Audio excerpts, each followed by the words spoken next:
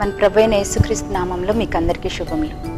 40 సంవత్సరముల పాటు విగ్రహారాధనలో ఉన్నప్పటికీ రక్షించబడి సువార్త సేవలో కొనసాగుతున్న సహోదరులు వల్లభ జీవరత్నం గారు ఇప్పుడు మనకు దేవుని వాక్యాన్ని అందిస్తారు. శ్రద్ధగా ఆలకించి ఆత్మీయ మేలులు పొందుదాం. క్రీస్తునందు ప్రియమైనటువంటి సహోదరి సహోదరులందరికీ ప్రభువు నామమున శుభములు తెలియజేస్తున్నానండి. మీ యొక్క గృహాల్లోకి టెలివిజన్ ద్వారా దేవుని వాక్యాన్ని ఆహ్వానించేందుకు మీకు వందనాలు తెలియజేస్తున్నాను. సబ్జెక్ట్ ఏంటంటే యోబు ఎదురు చూసినటువంటి పరిశుద్ధమైనటువంటి మధ్యవర్తి యేసుక్రీస్తే. ప్రార్థన చేసుకున్నామండి. దయచేసి తలలో ఉంచండి. ప్రేమగల ప్రియ పరలోకపు తండ్రి, జీవముగల దేవా, నువ్వు ఇచ్చిన లేఖన భాగాన్ని బట్టి స్తోత్రాలు. మమ్మల్ని సమకూర్చారు, ఈ సహవాసం సమయించారు. మీకు స్తోత్రాలు. నీ యొక్క వాక్యాన్ని ధ్యానించుటకు కృపించారు. నీ దాసుడు ఏమాత్రం యోగ్యుడు కాదు. నీ దాసుని ప్రభా ఇక నిలబెట్టడానికి కృప చూపించారు. స్తోత్రాలు. నీ దాసుని నీ పవిత్ర రక్తంతో కడగని శుద్ధీకరించి మీ రక్తపక్షను ప్రభు ఆశ్రయిస్తున్నాను. కడిగి శుద్ధీకరించి పవిత్రపరిచి నీ సన్నిధానంలో నిలబడటానికి అర్హత యోగ్యత దయచేసి నీ బిడ్డలతో కలిసి ఈ వాక్యాన్ని పంచుకోవటానికి ఇచ్చిన కృపను బట్టి వరకు స్తోత్రాలు తెలుసుకుంటూ మీరే మాట్లాడాలయ్యా. నీ దాసుని సిలువ చాటును మరుగుపరచండి. దాసుని ఆత్మచేత అభిషేకించండి. లేఖనాల నుంచి మాతో మా ఒక్కొక్కరితో సూటిగా మాట్లాడి మనం బలపరిచి ఆదరించి మాకు నెమ్మది, శాంతి, సమాధానంతో నింపమని కేవలము నీ నామాన్ని మహింపరచుకోమని యేసు నామంలో వేడుకుంటున్నాం తండ్రి. ఆమేన్. ప్రియమైనటువంటి సహోదరి సహోదరులారా, మరి మనం యోబు గ్రంథానికి వస్తున్నాం. చాలా అద్భుతమైనటువంటి లేఖన భాగం అండి. యోబు అంటే అర్థం హీబ్రూ భాషలో పర్సిక్యూటెడ్ వన్ అని అర్థం వస్తుంది. అంటే హింసింపబడినటువంటి వ్యక్తి అని అర్థం వస్తుంది. అరబిక్లో చూసినట్టయితే రిపెంటెడ్ వన్ అని వస్తుంది. అంటే పశ్చాత్తాపడినటువంటి వ్యక్తిని అర్థం వస్తుంది. యోబు గ్రంథం ఈ తెలుగు బైబిల్లో మీరు చూస్తే 421 పేజీలో స్టార్ట్ అవుతుంది. నేర్చుకోవాలని ఇంట్రెస్ట్ ఉంటే 421 పేజీలో స్టార్ట్ అవుతుంది. ఇంకా మీకు చక్కటి విషయం ఏంటంటే ఇట్ కంటైన్స్ ఓన్లీ 42 చాప్టర్స్ ఉంది. 421 పేజీలో స్టార్ట్ అవుతుంది. 42 చాప్టర్సే ఉంటాయి. ఎందుకంటే నాకు ఇచ్చిన తలంపును బట్టి యేసుప్రభులు వారి లోకానికి వచ్చింది 42వ తరం అని చెప్పి జ్ఞాపకం చేస్తున్నాను. అందుకని 42 అధ్యాయాలు రాశారా అనిపిస్తూ ఉంది. ఇది నా తలంపు మాత్రం సుమండి. యోబు గ్రంథం మొదటి అధ్యాయం మొదటి వచనం చూసినట్టయితే ఇక్కడ 4 లక్షణాలు కనపడుతున్నాయండి. అతడు మొట్టమొదటిగా యథార్థవర్తనుడును, రెండవది న్యాయవంతుడినై, మూడవది దేవుని యందు భయభక్తులు కలిగి, నాలుగవది చెడుతనమును విసర్జించినవాడు అంటాడు. ఇది రైటర్ రాసినటువంటి లేఖన భాగం 1:1. ఈ మాటలని పదే పదే రిపీట్ అవుతూ వస్తుంటాయి. 1వ అధ్యాయం 8వ వచనంలోను, 2వ అధ్యాయం 3వ వచనంలోను మళ్ళీ 2 సార్లు వాదిస్తుంటాడు. దేవుడు సాతానుతో అంటాడు, నా సేవకుడిని యోబును నువ్వు చూసావా? అతడు యథార్థవర్తనుడును, న్యాయవంతుడినై, దేవుని భయభక్తులు కలిగి, చెడుతనమును విసర్జించినవాడని చెప్పి అక్కడితో ఆపకుండా భూమి మీద అతని వంటి వాడెవడను లేడు అంటాడు. ఎంత గొప్ప ధన్యత అండి యోబుకి. యోబుకి 7 కుమారులు 3 కుమార్తెలు ఉన్నారండి. వాళ్ళు చాలా భయభక్తులు పెంచినట్టుగా చూస్తూ వచ్చాం. అయితే ముఖ్యమైనటువంటి లేఖన భాగాన్ని మనం చూసాం. 14:4 చూసామండి. పాప సహితులలో నుండి పాపరహితుడు పుట్టగలిగిన ఎంత మేలు అని అంటూనే భయపడిపోయాడు అతను. అలాగనెవడను పుట్టనేలడు కదా అని చెప్పి అనేసాడు. మరొక మాట చూసుకుందాం. 9వ అధ్యాయం యోబు గ్రంథంకి వెళ్తే మీకు మరొక ముఖ్యమైన మాట కనపడుతుంది. 32వ వచనం. ఆయన ఆ రోజున మనకి మధ్యవర్తి లేడు కాబట్టి దేవుడికి మానవుడికి మధ్యవర్తి కావాలని ఈయన ఆలోచిస్తూ ఉండేవాడు. 14:4 బట్టి చూస్తే ఏమర్థమవుతుంది? ఆయన పాప సహితుడు అంటే ఆదాము పరిశుద్ధిగా సృష్టించబడ్డాడు, తర్వాత పాపం చేశాడు, పడిపోయాడు. కాబట్టి అటువంటి ఆదాము కడుపున పరిశుద్ధుడైనటువంటి దేవుడు పుట్టగలడా అని ఆలోచిస్తూ అలాగ పుట్టినాడని చెప్పి తేల్చేశాడు. మరొక లేఖన భాగంకి వస్తే 9వ అధ్యాయం 32-33 చూస్తే 9:32 చదువుతానండి. ఆయన నా వలె నరుడు కాడు, నేను ఆయనతో వ్యాజ్యమాడజాలను, మేము కలిసి న్యాయ విమర్శకు పోలేము అంటూ 33 వచ్చినప్పటికీ మా ఇద్దరి మీద చెయ్యి ఉంచదగిన మధ్యవర్తి మాకు లేడు అని చెప్పి తేల్చేశాడు. అంటే ఈ 2 లేఖన భాగాల్ని మనం సమన్వయపరిచి జాగ్రత్తగా ధ్యానించినట్టయితే 14:4 ప్రకారం అయితే పాప స్థితిలో నుంచి పాపరహితుడు పుట్టడం కష్టం అని చెప్పి అన్నాడు. 9:33 వచ్చేటప్పటికి మా ఇద్దరి మీద చేయి వెంచుతున్నటువంటి మధ్యవర్తి మాకు లేడు అన్నాడు. ఈ 2 పాయింట్స్ చాలా ముఖ్యమైనవి. మనం మామూలు చదువుకుపోవటం కాకుండా ధ్యానించినట్టయితే అనేక సత్యాలు దేవుడు మనకి వెలుగులోకి తీసుకొస్తాడు. వాక్యము వెల్లడగొడుతూనే వెలుగు కలుగున్నది, తెలివిలేని వారికి తెలివి కలిగించని చెప్పింది కీర్తనకారుడు రాసి పెట్టాడు. 3వ విషయం వచ్చినట్టయితే 33:23 వచనం, నరులకు యుక్తమైనది ఏదో దానిని వానికి తెలియజేయుటకు వేలాది దూతలలో ఘనుడగు ఒకడు వానికి మధ్యవర్తి అయి ఉండిన ఎడల అంటాడు. వేలాది దూతలలో ఘనుడగు ఒకడు వానికి మధ్యవర్తి ఉండాలని చెప్పన్నాడు. దేవుడు వాని యందు కరుణ చూపి పాతాళంలోనికి దిగి వెళ్లకుండా వారిని విడిపించును అనే మాట 24వ వచనంలో రాస్తాడు. ఈ 3 లేఖన భాగాన్ని బట్టి చూసినట్టయితే ఒక విమోచకుడు అవసరము, ఒక మధ్యవర్తి అవసరము, అతను దూతల నుంచి రావాలి, అతను పరిశుద్ధంగా ఉండాలి అనేటువంటి మాటలు మనకు వినిపిస్తూ వచ్చాయి. బాగా గమనించినట్టయితే ఈ యొక్క 3 లేఖన భాగాన్ని సమన్వయం చేసినప్పుడు మరి సమాధానం యేసుక్రీస్తుని అర్థమైపోతుంది. ఎందుకంటే మధ్యవర్తి లేని రోజులు ఉన్నాడు, పాత నిబంధన మాత్రమే కొంత కానీ కొత్త నిబంధన వాళ్ళకి లేదు కనుక ఇతను తూర్పు దిక్కు దినులందరిలో గొప్పవాడు కాబట్టి అంత గొప్ప వ్యక్తి ప్రార్థనాపరుడు కనపడతాడు. అతనుకున్న ఆశ ఎంతో గొప్పదండి. అన్నీ ఉన్నాయి ఆయనకి, వెండి బంగారంలో పశువులు ఉన్నాయి, కానీ ఆయన దేవుణ్ణి మాత్రం విడిచిపెట్టలేదు. ఎంతో భక్తిగా ఆయన పిల్లల్ని పెంచుకుంటూ వచ్చాడు. ఇతని భక్తిని గురించి ఒక మాట చెప్పాలంటే 1వ అధ్యాయం 4వ వచనం చూసుకుందామండి. అతని కుమారులందరూ వంతుల చొప్పున అనుదినము ఒకరికొకరు తమ తమ ఇండ్లలో విందు చేయనై కూడినప్పుడు తమ 3 అక్క చెల్లెండ్రు తమతో కలిసి అన్నపానములు పుచ్చుకొనవలనని వారిని పిలిపించుతూ వచ్చిరి. చక్కటి లేఖన భాగం. ఎంత అన్యోన్యత అండి, ఎంత ప్రేమ, ఎంత సహవాసం. 7 కుమారులు 3 కుమార్తెలు ఎంతో సంతోషంగా రోజుకొక ఇంట్లో విందు చేసుకుంటున్నారట. ఆడపిల్లలు మాత్రం మర్చిపోలేదు. అంటే పిల్లల పెంపకం చాలా అద్భుతంగా పెంచుకుంటూ వచ్చాడు. వీళ్ళంతా పెద్దవాళ్ళు అయిపోయారు, యవనస్తులై ఉన్నారు.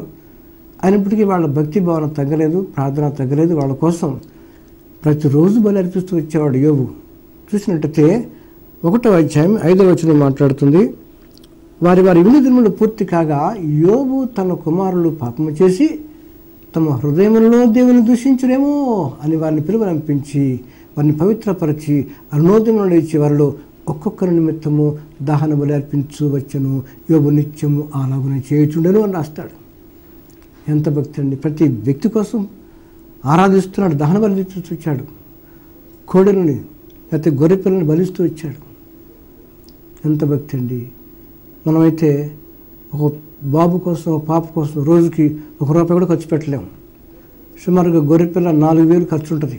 4 గొర్రెపిల్లలు 4,000 అంటే 10 గొర్రెపిల్లలు ₹40,000 ఒక్కరోజు ఖర్చు పెడుతున్నాడు తన పిల్లల కోసం, ఆరాధిస్తున్నాడు. ఎంత ప్రేమ, ఎంత భక్తి ఆలోచించాలి. అంత భక్తి మనకు లేదండి. అలా కాదు, కానీ కొన్ని మాదిరికరమైనటువంటి ఈ క్యారెక్టర్స్ బైబిల్లో పెట్టడం ద్వారా మనకి కనువిప్పు కలగటానికి ప్రభువు రాసి పెట్టాడు. ఇతను ఎంత ఆశ కలిగి ఉన్నట్టు దేవుడు అంటే అంత గొప్ప వ్యక్తి దేవునికి భయపడ్డాడు. మొదటి వచనంలోనే మళ్ళీ జ్ఞాపకం చేస్తాను. అతడు యథార్థవర్తనుడును, రెండవది న్యాయవంతుడునై దేవుని యందు భయభక్తులు కలిగి చెడుతనమును విసర్జించినవాడు. ఇంగ్లీష్లో ఇంకో రకంగా ఉంటుంది. He was upright, blameless, one who fears God and shuns evil అని రాస్తాడు. చక్కటి పదజాలం వాడబడింది. ఎంత విశ్వాసం అంటే మనం వర్ణించలేనటువంటి విశ్వాసంలో కలిగి ఉన్నాడు. ప్రార్థనా జీవితం, బిడ్డల పెంపకం బాగుంది, అనుదినము వారి కోసం బళ్ళు అర్పిస్తున్నాడు. కొన్ని రోజులు చేసి మానవటం కాదు, కానీ నిత్యము అలాగునే చేయుచుండెను అంటాడు. మన జీవితాలు ఎలా ఉన్నాయి పరిశీలించుకోవాలి. ఈ యొక్క లేఖన వెలుగులో మన జీవితాన్ని పరిశీలించుకుందాం. మన బిడ్డలు ఎలా పెరుగుతున్నారు? ప్రార్థనలు పెంచుతున్నామా? మందిరాన్ని తీసుకెళ్తున్నామా? వాక్యం నేర్పిస్తున్నామా? వాళ్ళతో టైం గడుపుతున్నామా? వాళ్ళ గురించి పట్టించుకుంటున్నామా? వాళ్ళు ఎక్కడికి వెళ్తున్నారు, ఎప్పుడు వస్తున్నారు అడుగుతున్నామా? ఫ్రీడమ్ ఎక్కువైపోయింది రోజున. ఫ్రీడమ్ ఎక్కువైపోయి ఇష్టానుసారంగా యవనస్తులు పాడైపోతున్నారు. ఈ రోజుల్లో మనకి ఎంతో మాదిరికరమైన జీవితాలు కనపడుతున్నాయి. బిడ్డలను చూస్తే చాలా ప్రేమగా పెంచుకుంటూ వచ్చాడు. ఆడపిల్లని అన్నడు మర్చిపోలేదండి. నాకు ఆశ్చర్యం వేస్తుంది. రోజుకు ఒక ఇంట్లో విందు అంటే 7 కుమారులు కాబట్టి 7 కుమారుల ఇంట్లో 7 రోజులు విందు అయిపోతే ఇంకా ఆడపిల్లలు 3 ఇళ్లలో వారు వంట చేసుకునేది ఎప్పుడండి? వంట చేసుకునే అవసరం లేదేమో, వాళ్ళు మర్చిపోయారేమో అనిపిస్తూ ఉంది. ఈ రోజున అన్నదమ్ముల మధ్య, అక్కచెల్లెల మధ్య, బంధువుల మధ్య ఆప్యాయతలు, ప్రేమలు సన్నగిలిపోతున్నాయి. ఎక్కడ కూడా సమాధానం నిశ్చయిస్తుంది. ఒక ఇంట్లోనే ఇద్దరికి వేరుగా ముగ్గురికి విరోధం, ఇద్దరు వేరుపడిపోతున్నట్టుగా ప్రభు సెలవు వచ్చి జరుగుతూ ఉంది. ఈ రోజున కూడా నెమ్మది లేని కుటుంబాలు, ప్రార్థన లేని కుటుంబాలు, భ్రష్టు పెట్టుకునే కుటుంబాలు, దేవుని దూరమైన కుటుంబాలు మనం చూస్తూ వచ్చాం. కానీ యోబు కుటుంబాన్ని చూసి మనం ఎంతో నేర్చుకోవాలండి. దేవుని నామానికి స్తోత్రం కలుగుగాక. ఇలా అడిగినటువంటి యోబు చక్కటి ప్రశ్నలు వేశాడు. జాగ్రత్తగా గమనించినట్టయితే కొత్త వచ్చినప్పటికీ ప్రశ్నకు సమాధానం చెప్తాను, జాగ్రత్త చూడండి.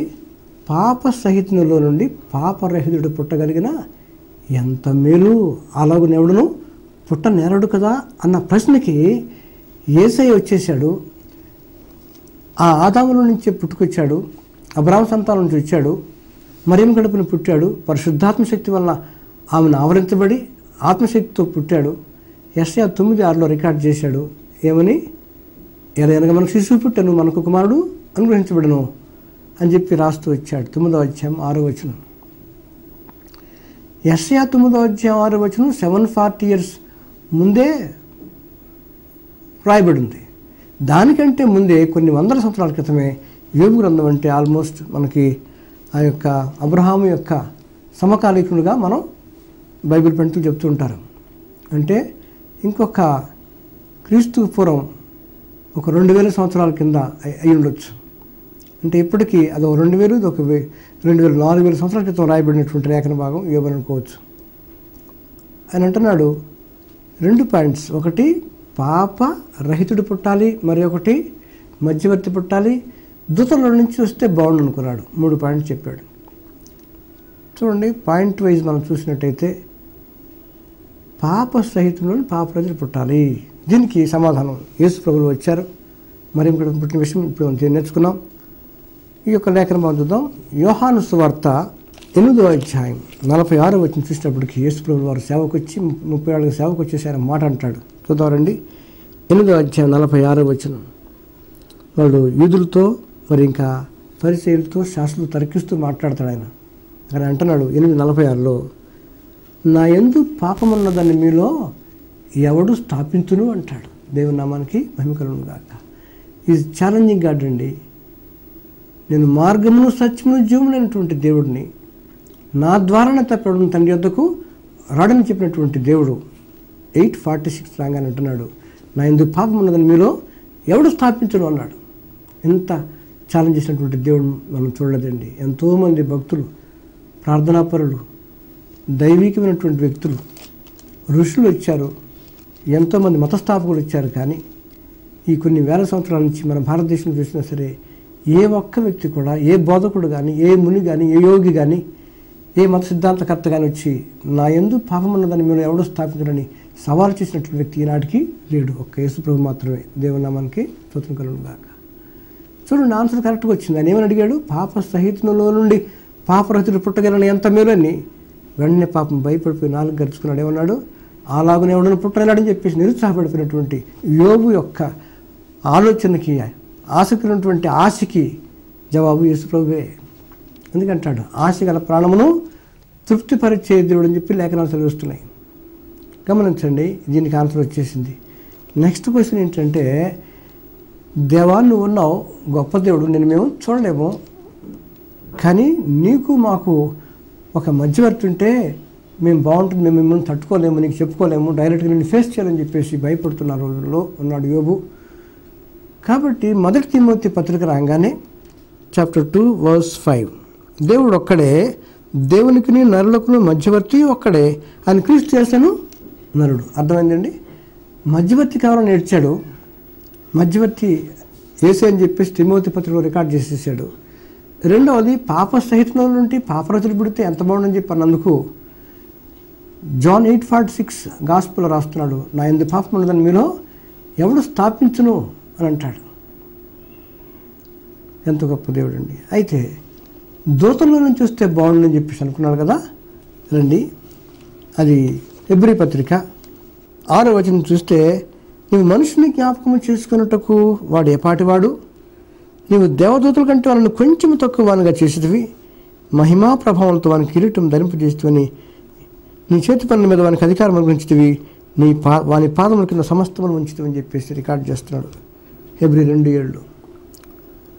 కాబట్టి దేవదూతల కంటే వాళ్ళని కొంచెం అన్నాడు.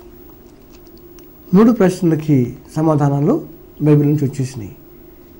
కాబట్టి యేసు ప్రభువుల వారి పుట్టుక గురించి ఎంతోమంది రాశారు, కానీ విషయం ఏంటంటే ముందుగానే ఆలోచించాడు. ఎవరండి? యోబు గారు. ఈయన గురించి మనం పట్టించుకోలేదు, కానీ ఈయన యొక్క ఆశకు సమాధానమే యేసు ప్రభువుల వారు. ఇంకా కొంచెం మనకు కొన్ని విషయాలు మీకు చెప్పాలని ఆశపడుతున్నాను. రండి, యోబు గ్రంథంలోనే 33వ అధ్యాయం 14 వచనం చదువుతున్నాను. దేవుడు ఒక్క మారే పలుకును, 2 మార్లు పలుకును, అయితే మనుషులు అది కనిపెట్టరు. మంచం మీద కునుకు సమయమున గాఢ నిద్ర పట్టునప్పుడు కలలో రాత్రి కలుగు స్వప్నములలో నరులు గర్విష్ఠులు కాకుండానట్లు చేయనట్లు, తాము తలచిన కార్యం వారు మానుకొన చేయనట్లు, గోతికి పోకుండా వారిని కాపాడినట్లు, కత్తి వల్ల నశింపకుండా వారి ప్రాణం తప్పించినట్లు ఆయన వారి చెవులను తెరవజేయును, వారి కొరకు ఉపదేశము సిద్ధపరచును. ఉపదేశం సిద్ధపరుస్తా అంట దేవుడు. ఎంత మంచి దేవుడు అండి. ఇక్కడ చెప్పేది ఏంటంటే, మంచం ఎక్కించి రోగం కలుగు చేస్తే రొట్టెయు రుచిగల మాంసము మనకి అసహ్యం అయిపోతుంది చెప్పి ఎముకలు బయటికి పడుచుకొస్తాయి అంటాడు. దిక్కు లేకుండా దరిద్రులు ఎవరు పట్టించుకున్నట్టు పడిపోయి ఉంటే మానవుడికి అప్పుడు కానీ బుద్ధి రాదని చెప్పి రాస్తాడు ఇక్కడ. 33వ అధ్యాయం చాలా చక్కగా రాశాడండి. అయితే ఎముకల్లో ఎడతగిన నొప్పులు కలుగుట వల్ల వాడు శిక్షణలో ఉందంటే ప్రాక్టీస్ ట్రైనింగ్ అవుతాడంట. మంచం మీద పడేసి మంచి మంచి కర్రీస్ పెడతా ఉన్నా కానీ చికెన్ పెడతా, మటన్ పెడతాను, వద్దు నాకు 4 చేతులు అని చెప్పి అంటారు పేషెంట్స్. ఎంత రాస్తున్నాడు యోబు గ్రంథంలో.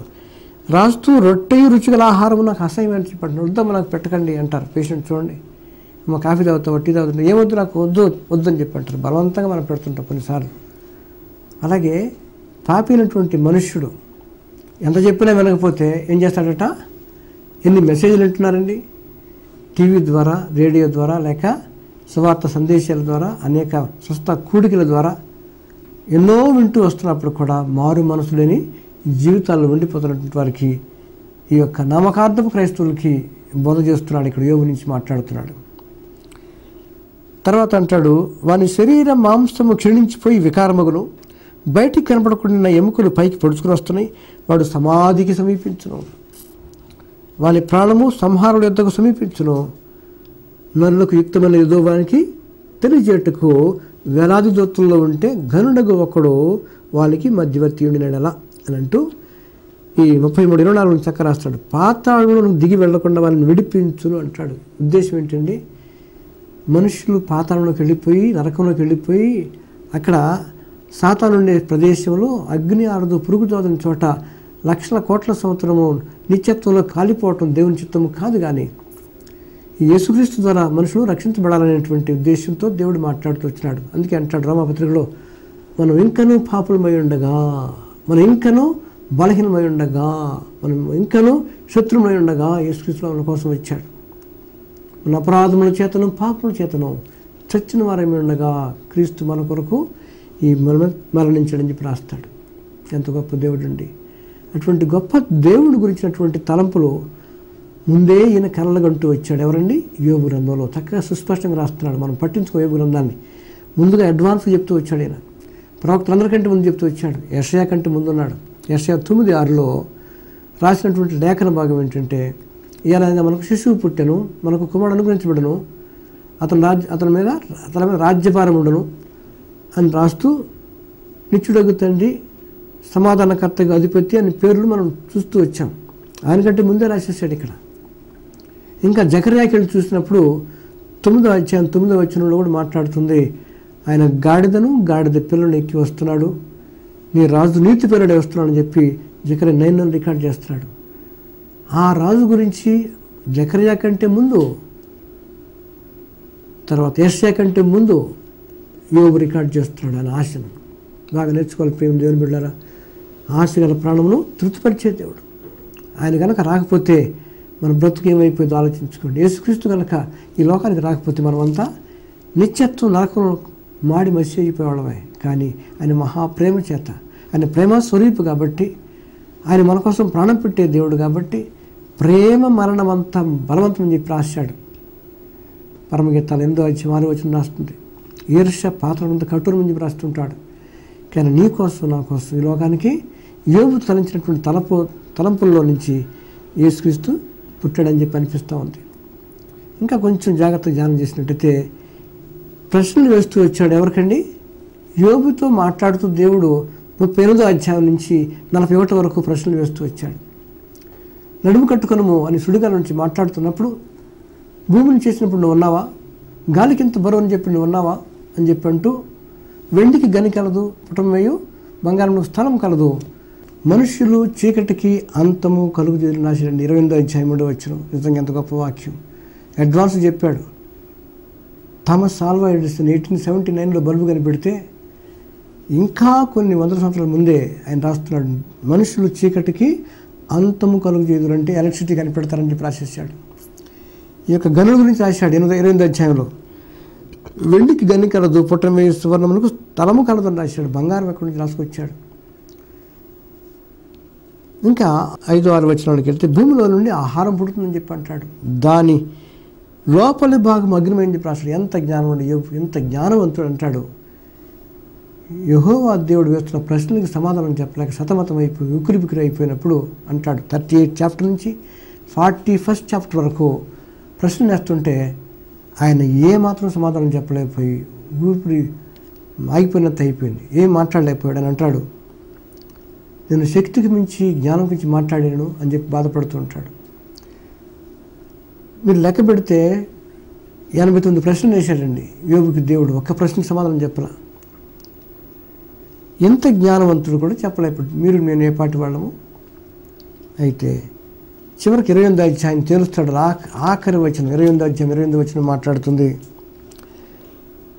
యెహోవా యందులు మరియు యెహోవా యందుల భయభక్తుల జ్ఞానమనియు దుష్టత్వం విడిచిన వివేకమనియు ఆయన నరులకు సెలవిచ్చును అని అంటాడు.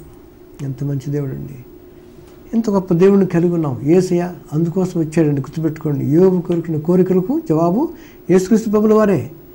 ఆయన దేవుని కుమారుడు ఉండి దేవునితో సమానముగా ఉన్నట్టు విడిచిపెట్టకూడని భాగ్యమని ఎంచుకోనలేదు. కానీ మనుషుల కోరికకు పుట్టి దాసస్వరూపం ధరించుకుని తను తానే రిక్తులుగా చేసుకుని అని చెప్పి అంటాడు. చక్కటి భాష అండి. ఆయన అంటాడు, మన ప్రభు అయిన యేసుక్రీస్తును తన కుమారుని సహవాసముకు మిమ్మల్ని పిలిచిన దేవుడు నమ్మదగినవాడు, వాగ్దానం చేసినవాడు నమ్మదగినవాడు. ప్రియ సహోదరి సహోదరుడా, ఇంకా రక్షించబడకపోతే యోబు కోరుకున్నాడు ఎప్పుడో ఓల్డ్ టెస్ట్మెంట్లో, నాకు మధ్యవర్తి కావాలి, పాప సహితుల నుంచి పాపరహితుడు కావాలి, దేవదూతుల నుంచి ఒకడు కావాలని చెప్పినప్పుడు యేసుక్రీస్తు వారు వచ్చారు. అక్కడ యోబు గ్రంథం 33కి వెళ్తే ఇంకా చూసినట్టయితే 33:24 పాతాళంలోకి దిగి వెళ్లకుండా వారిని విడిపించును. ఎవరంట? యేసుప్రభుల వారు. ఏం చేస్తాడట? పాతాళంలోకి పోకుండా విడిపిస్తాడట. ఎందుకని? పాప శాపాల నుంచి మనం విడిపించే దేవుడు యేసయ్య. మన పాపలన్నీ మోసాడు ఆయన. నీ పాపం నా పాపం వీపు మీద మోసాడు. పాపాలన్నీ సముద్రపు అగాధంలో పడవేశాడు. తన వీపు వెనక పక్క పడవేశాడు. నేనే దేవుడును, నేను నా చిత్తానుసారంగా నీ పాపములను తుడిచివేస్తున్నాను అని చెప్పినటువంటి దేవుడు నమ్మదగిన వాడండి. నేను పాపిని ప్రభువా అంటే ఆయన రక్షించడానికి సమర్థుడు. ప్రతి పాపాన్ని క్షమిస్తాడు. ఎటువంటి పాపైనా పర్వాలేదు, ఆయన దగ్గరికి వచ్చి ప్రభువా నేను పాపను క్షమించమంటే ఆయన క్షమించటకు సిద్ధమైన మనసు గలవాడు. కాబట్టి క్షమించి తన బిడ్డగా నేను స్వీకరిస్తాడు. ప్రతి పాపని క్షమించేస్తాడండి. ప్రతి రోగం బాగు చేస్తాడండి. యేసు ప్రభు బాగు చేయలేని రోగం లేదు, క్షమింపలేని పాపం లేదంటాడు భక్తులు. కాబట్టి ఇంకా యేసు ప్రభు నువ్వు రక్షకుడుగా నీ ప్రభువుగా అంగీకరించకపోతే ఇప్పుడే ఈ సువర్తమానటువంటి నీవు ఆయన్ని ఆహ్వానించండి. యేసు ప్రభు ఆయన పాపిని, నీ రక్తంలో నా పాపను కడిగివేయనంటే ఆయన వెంటనే కడిగేసి తన బిడ్డగా చేసుకుంటాడు. పరలోక రాజ్యములకు వారసులుగా చేస్తాడు. అట్టి కృప పరిశుద్ధాత్మ దేవుడు మనకు దయచేయను గాక. ఆమేన్. ప్రార్థించుకుందామండి. దయచేసి తనలో వంచండి. ప్రేమగల ప్రియ పరలోకపు తండ్రి, జీవముల దేవ, ఈ లేఖన భాగాలను తీసుకొచ్చారు, మీకు స్తోత్రాలు. ఆయన 3 రకాలుగా కోరినట్టుగా తండ్రి 3 కోరికలు మీరు తీర్చారు. దేవదూతల నుంచి కావాలి మధ్యవర్తి అన్నాడు. రెండవదిగా పాప సహితుల నుంచి పాపరహితుడు పుడితే ఎంత మేలని చెప్పేసి ప్రభు బాధపడుతూ వచ్చాడు. మూడవదిగా మా ఇద్దరి మీద చేయించినట్టు మధ్యవర్తి మాకు కావాలని చెప్పి ఏడ్చాడు. అన్ని రకాలుగా నువ్వు కొత్త నిబంధనలో నీ సొంత కుమారుని పంపించావు నాయన. ఇట్లుండగా ఏ బంధము దేవుడు మన పక్షంలో మనకు విరోధేవుడు అని చెప్పి అంటూ దైవదాసుడు రాశాడు పౌలు గారు 8:31-32లో తన సొంత కుమారుని అనుగ్రహించుటకు వెనుక తీయక మనందరి కొరకు ఆయన అప్పగించిన వాడు ఆయనతో పాటు సమస్తమును మనకు ఎందుకు అనుగ్రహించడు అనే మాటతో మమ్మల్ని బలపరిచిన స్తోత్రాలు. బలహీన ఉన్నారు ప్రభావ, మీరు బలపరచండి. అనారోగ్యం వారిని ముట్టి బాగు చేయండి. వివాహాల కోసం సరైన జీవిత భాగస్వామ్యం చూపించండి. జాబ్స్ లేక బాధపడిన జాబ్స్ చూపించండి. వ్యాపారంలో నష్టపోయిన బిడ్డలను లేవనెత్తండి. ఆర్థికంగా కుంగిపోయిన వాళ్ళని లేవనెత్తండి. వారి అక్కలు తీర్చండి. రక్షణ దయచేయండి. నెమ్మది నీ నెమ్మది శాంతి సమాధానం నీ శాంతిని బలపరచండి అయ్యా. బీపీ షుగర్తో బాధపడిన అనేక రోగాలతో బిడ్డలు మీరు ముట్టండి, బాగుంచండి. మీరు పొందిన దెబ్బల వల్ల మాకు స్వస్థలను నెరవేర్చి బలపరచండి. ఇంకానూ కఠిన హృదయులైనటువంటి వారిని మీరు మార్చుకోండి, ఆకర్షించుకోండి, నీ బిడ్డగా చేసుకొని అయ్యా. ఏ రీతిగా అయితే ఇవ్వబడిగాడో సమాధానం వచ్చావు కనుక ఇంకా రక్షణ పొందిన వాళ్ళని మీరు రక్షించుకోండి అయ్యా, ఆకర్షించుకోండి బాబు. నువ్వు పిలవకపోతే వాళ్ళు రారు. నామకార్థ ప్రయత్నాలు మార్చుకోండి. ఇంకా నువ్వు తండ్రి అయ్యా, ఇంకా ఏ బాధలో ఉన్నారో చెప్పుకోలేని సమస్యలు బిడ్డను వారిని జ్ఞాపకం చేసుకోండి. హృదయాంతరాలను పరీక్షించే దేవుడు కనుక అయ్యా, విధురాలను జ్ఞాపకం చేసుకోండి. దిక్కులేని పిల్లలను జ్ఞాపకం చేసుకోండి. దయచూపండి తండ్రి. మీరు మాట్లాడుతూ వచ్చారు. ప్రతి ఒక్కరిని ఆదరించండి. తరవంచినటువంటి ప్రతి బిడ్డను దర్శించి ప్రభా వారిని ఆదరించి ధైర్యపరచమని, వారి హృదయాల వారి కుటుంబాల్లో నెమ్మది ప్రభా నెమ్మది శాంతి సమాధానంతో నింపమని, భవిష్యత్తు అంతా నీ కృపని కావదని దయచేసి నిన్ను కలిగి జీవించే జీవితం వరకు దయచేయమని యేసు నామములో వేడుకుంటున్నాం తండ్రి. ఆమేన్. దేవుడు మిమ్మల్ని దీవించుగాక. మా చిరునామా బ్రదర్ వి జీవరత్నం, HIG 75, భరత్ నగర్ కాలనీ, హైదరాబాద్ 500018, ఆంధ్రప్రదేశ్. మా ఫోన్ నంబర్లు 9440559742 మరియు 9492225911.